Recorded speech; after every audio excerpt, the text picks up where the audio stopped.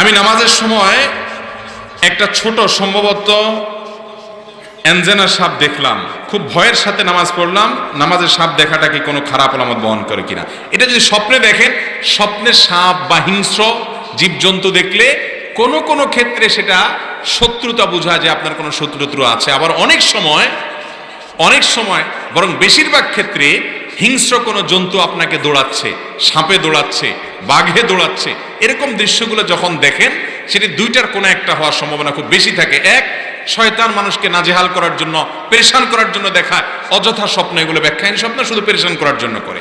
আবার অনেক সময় কারোর যদি ব্ল্যাক ম্যাজিক করা হয়, কালো জাদু করা হয়, দুষ্ট জিনের উপদ্রব ভয়ঙ্কর ভাবে কারোর উপরে থাকে, তখন স্বপ্নে এগুলো দেখে।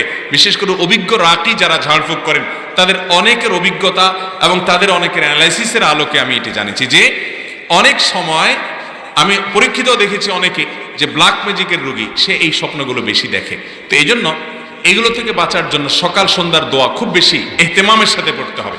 আমাদের একটা ছোট্ট বই আছে, রাসূলুল্লাহ সাল্লাল্লাহু আলাইহি সাল্লামের সকাল সন্ধ্যার দোয়াও জিকির, আলহামদুলিল্লাহ লক্ষ লক্ষ কপি মানুষকে বিতরণ করা হয়েছে।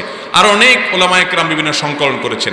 বিশেষ করে আর কিছু করতে পারেন আর না পারেন, সকাল এবং সন্ধ্যায় 3 কুল, নারী পুরুষ সকলে 3বার করে কুল হুয়াল্লাহ, কুল আউযু বিল ফালাক, কুল আউযু বিরাব্বিন নাস, আউযু বিল্লাহি সহকারে ফজরের পরে 3বার, মাগরিবের পরে বা আসরের পরে 3বার সকাল সন্ধ্যা নিজেরা পড়েন। বাচ্চাদেরকে পড়ে ফু দেন, শোয়ার সময় 3বার 3 কুল পড়ে পুরো শরীর ফু দেন, বাচ্চাদেরকে ফু দিয়া শোয়ান। এই ব্ল্যাক ম্যাজিক এখন ঘরে ঘরে জনে এত পরিমাণ জাদু টোনা ব্ল্যাক ম্যাজিকের পরিমাণ বাড়ছে যে এটা থেকে মুক্ত ফ্যামিলি খুঁজে পাওয়া যাচ্ছে না। তো যাই হোক, দুঃস্বপ্ন, বিশেষ করে এই হিংস্র জীবজন্তুর তাড়ানো দৌড়ানো, এই জাতীয় বিষয়গুলো অনেক সময় শয়তান ভয় দেখানোর জন্য দেখায়, সেটার বিশেষ কোনো কেয়ার করার কারণ নাই। আবার অনেক সময় ব্ল্যাক ম্যাজিক করা হলে সেই দুষ্ট শয়তান বা জিনের আপনার আক্রমণ বোঝায়। তো এই জন্য ওই দোয়া দুরুদগুলো, আমলগুলো খুব বেশি করতে হবে। রক্ষা কবচ আল্লাহ তাআলা হেফাজত করবেন ইনশাআল্লাহ।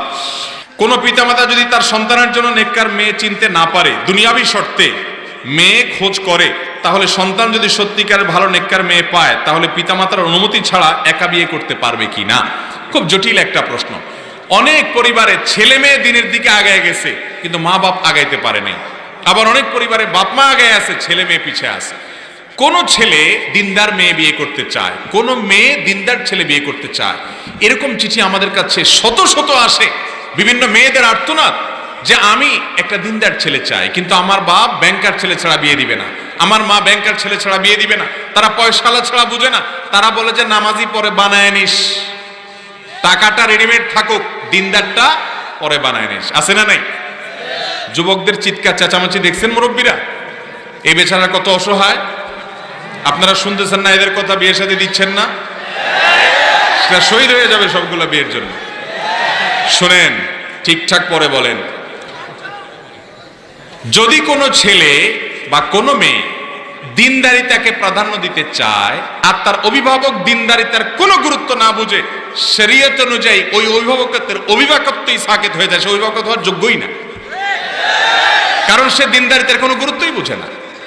এই ঠিক জোরে বলে এর মানে বাপ মা ধুয়ে কালকে যা বিয়ে শুরু করে দিয়েন না। আমি কি বলছি আগে ভালো করে বুঝেন। এর মানে হলো আপনার বাবা যদি, অনেক মেয়ে আছে, আমি ব্যক্তিগতভাবে বহু মেয়েদের হিস্ট্রি জানি, চিঠি লেখে আমাদের কাছে, অনলাইনে প্রশ্ন করে, ভাই বয়স 30 পার হয়ে যাচ্ছে, বাপ বিয়ে দিবে না, আমি চাকরি করে টাকা কামাই করে খাবে বসে বসে, দেরি করছে তার নিজের স্বার্থের কারণে। তাহলে ওই মেয়ের কর্তব্য হলো চাচা, বড় ভাই, দাদা, এলাকা মুরব্বী, না হলে এলাকার ইমাম সাহেব, গণ্যমান্য আলেম ওলামা, তাদেরকে অভিভাবক বানিয়ে নিজের বিয়ের উদ্যোগ নিজে নিবে, যদি বাপ মা তার অধিকারকে জোরপূর্বক আটকে এবং নষ্ট করে, কারণ তার চরিত্র রক্ষা করা তার জন্য আবশ্যক। কথা কি বুঝতে পারছি? কিন্তু বয়স 17, 18, 19, 20, এখনো ছাত্র মানুষ, কামে রোজগারের খোঁজ খবর নেই, আপনি মাসালা শুনে কালকে যে এক মেয়ের হাত ধরে হাঁটা দিয়েন, আপনারা সে ফতোয়া কিন্তু আমি দেইনি। কথা কি বুঝতে পারছেন? আগে উপার্জন করেন, উপার্জন। মানিস্তাতা আমিনকুমুল বাআতা ফালিয়াতাযাওয়াজ, নবীজি বলছেন আগে উপার্জন করেন, ক্ষমতা আছে তাহলে বিয়ে করবেন।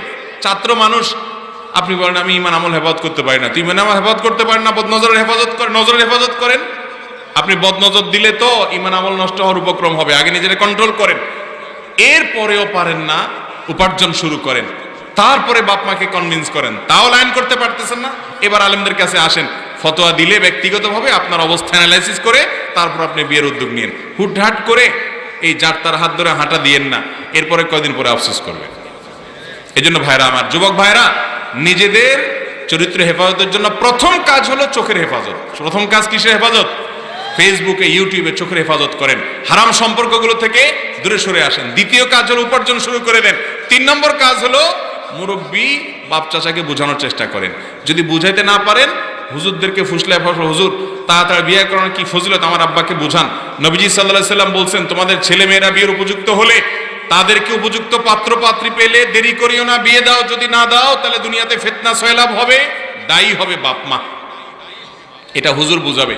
আমি পল্টনে এক হোটেলে উদ্বোধনী অনুষ্ঠানে গেছি, এক যুবক ছেলে তার বাপরে হাত ধরে আমার কাছে নিয়ে আসছে। আয়েশা বলতেছে, হুজুর আপনার আমি বহুত খুঁজছি, আজকে আল্লাহ মিলাই দিছে। আমার বাপ বহু বলতেছে আমার বিয়ে করায় না, আজকে সামনে পাইছি, আপনি বলেন।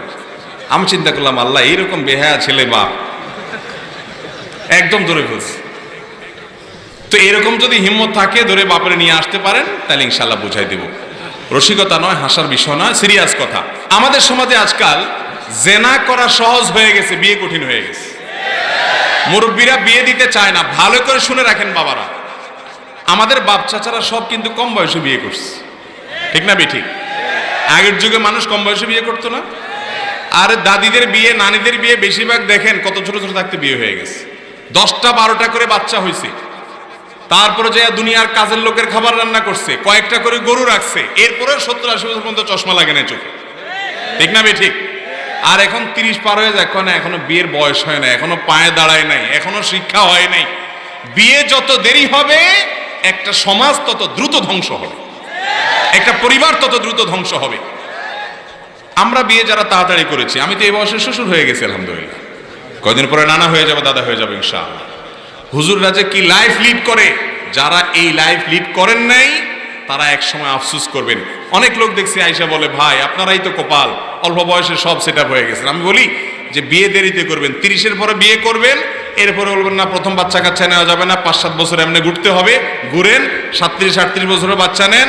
এই বাচ্চা পড়ালেখা করে গ্রাজুয়েশন শেষ করতে করতে আপনার বয়স হবে 55, ততক্ষণে আপনার শরীরের সব রোগ ধরে গেছে, পোলা মাত্র ইনকাম করা শুরু করছে। যদি বেলাইন হয় তো পোলারে নমনম করা ছাড়া উপায় নাই। আর আমার অল্প বয়সে বিয়ে করা শেষ, সংসার করা শেষ, ছেলে মেয়ে সেট আপ করা শেষ। যদি কোনোটা লাইনে থাকে আলহামদুলিল্লাহ, বেলাইন হলে কানটা মলে দিয়ে রাস্তা দেখা দেওয়া যাবে। কথা কি বুঝাতে পারছি? এখন ফুসলায় পশ্চিমা দুনিয়ার মানুষ আমাদেরকে বলে যে ছোট সংসার সুখী সংসার, ছোট সংসার বলে সুখী সংসার। যত দুঃখের ঘটনা দেখবেন সব ছোট ছোট সংসারে হয়। একজনের 5-7টা করে বাচ্চা, একটা না একটা এমনিও মানুষ হয়ে যায়। 5-7টা যখন হয়, একটা না একটা এমনি মানুষ হয়ে যায়। যাই হোক, যেটা বলছিলাম যে বিয়ে দেরিতে দেওয়া এটা সমাজের জন্য কখনো ভালো কিছু বয়ে আনে না। আমি মুরব্বীদেরকে বলছি, বাবারা শুনে রাখেন, আপনাদের সময় এত ফিতনা ছিল না, আপনারা বুঝেন না এগুলা। এখনকার যুবকরা কলেজ ইউনিভার্সিটিতে, রাস্তাঘাটে, ফেসবুকে, ইউটিউবে তারা ফিতনার বহুমুখী যে সয়লাব, এটাতে তারা দিগ্ভ্রান্ত হয়ে আছে। তাদের ঈমানকে নষ্ট করার জন্য শয়তান নানা ফোন দিয়ে এটেছে। এই সময়টাতে তাদেরকে দেরিতে বিবাহ দিলে তারা যত গুনাহ করবে, আপনার অবহেলার কারণে দায়ভার আপনাকে বহন করতে হবে। এই জন্য যুবকরা উপার্জন করেন, পায়ে দাঁড়ান, চেষ্টা করেন, সহযোগিতা করেন, আর মুরব্বীরাও আগায় আসেন ইনশাআল্লাহ।